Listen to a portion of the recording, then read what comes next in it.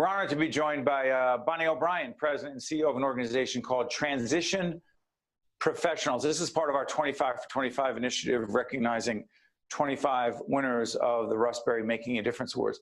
Bonnie, tell everyone what Transition Professionals is. So we're a ReEntry program serving Northern New Jersey. Anyone who is coming from jail or prison who needs any type of assistance can come to us and be helped. We provide all sorts of wide array of services, clothing, anything that someone needs to get them back on their feet and return them back to society and create a situation where they're coming from a tax taker to a taxpayer. You know, it's interesting. This is going to be seen in 2021. COVID is still a big part of our lives. Everyone hoping and praying about the vaccine. But let me ask you this. If someone says, hey, wait a minute, we have to prioritize the problems and issues we have in society, and prisoners re-entering society effectively, successfully, it's not a high priority, not the way I feel. I'm just putting that out there. Talk to those folks and tell them why it's in everyone's interest, not just someone getting out of prison trying to get back on the right track and do the right thing. Well, first of all, if someone gets out of prison and they have no place to go, technically they're homeless. If they have no way to sustain themselves, if they have no opportunity to feed themselves, they're going to revert right away back to crime. So what we try and do is connect them with services that will help them get back on their feet. That includes welfare, food stamps, shelter, whatever it is we can do. And then once the person has been stabilized, the next thing we work on is employment. If they are workable, they should be employed. And we do resumes, we do job searches, we make phone calls to employers, whatever we can do to get this person employed.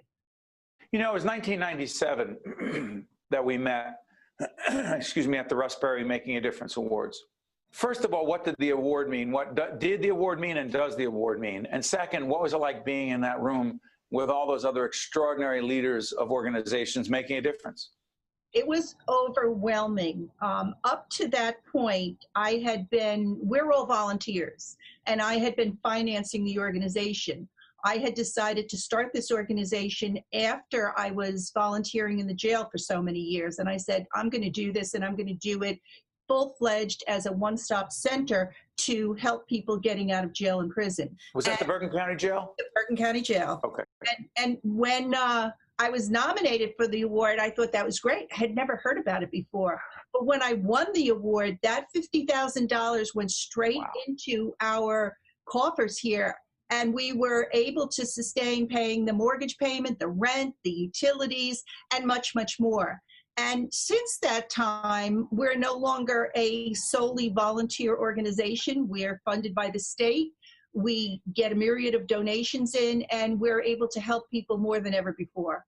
Wow. I remember, it's so funny, people don't know who wins that $50,000 prize, and that is the largest cash prize. And by the way, background, you'll see the Berrie website up, 366 winners over the past almost 25 years. It's actually since 1997. That's why this is called 25 for 25 winners over these 25 years. $3.5 million in cash awards. People don't know who wins that $50,000 award. You were pretty surprised, weren't you? I was totally overwhelmed, shocked. In fact, when they called my name, I just sat there because I just was in a zone. I couldn't believe it.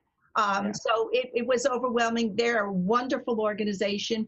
I wish there were more like them to help smaller nonprofits like ourselves and all the other winners, but they've done a great job overall over the years.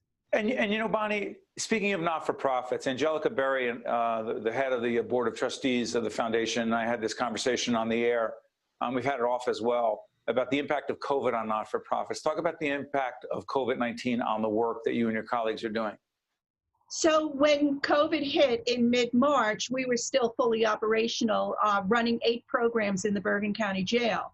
At the end of March, we were no longer in the Bergen County Jail, but we were still open.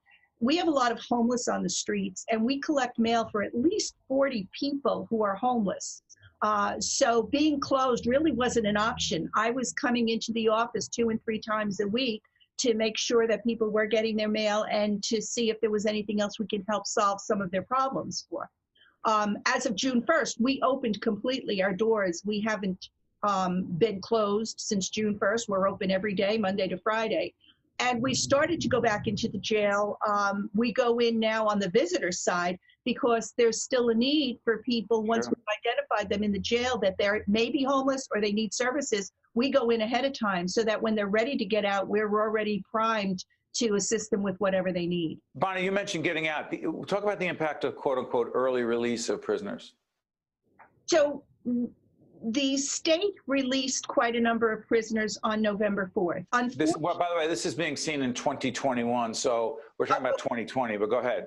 November 4th, 2020, quite a few prisoners were released from the state of New Jersey, many of whom came back to Bergen County, many of whom had no services in effect for them. So we were able to connect them with the Board of Social Services, get them into the hotels because our shelter had been shut down.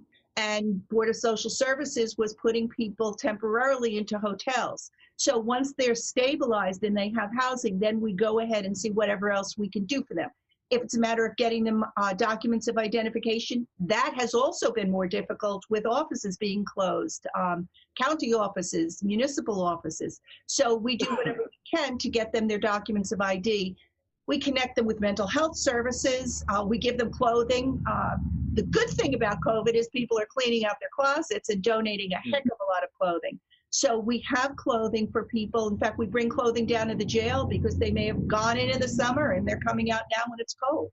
I'm sorry for interrupting. Before we end, though, I need to ask you this. Biggest misconception from your perspective of many people, I'm not sure it's most, of many people about the formerly incarcerated. What's the biggest misconception about them? That they're all criminals. That, I mean, yes, they've committed a crime, but sometimes the justice system isn't always just. And sometimes people will agree to a sentence when in fact they may not have been totally guilty. I've learned a lot working in this field. And I've worked with a lot of judges, I've worked with a lot of attorneys, and we realize that the justice system is not always just.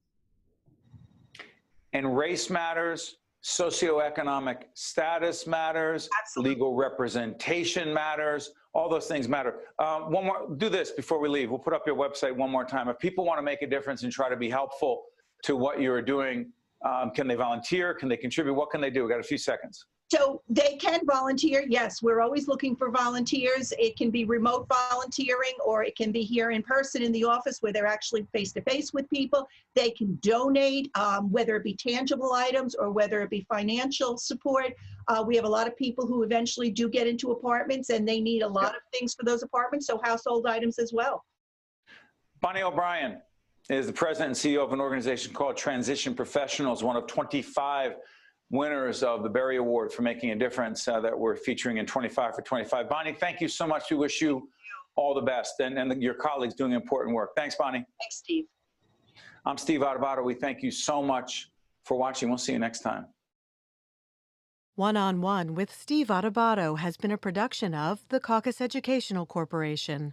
Funding has been provided by the Russell Berrie Foundation, Holy Name Medical Center, Rutgers University, Newark, the North Ward Center, the Healthcare Foundation of New Jersey, the Turrell Fund, supporting Reimagine Childcare, Investors Bank, United Airlines, and by Fedway Associates, Inc.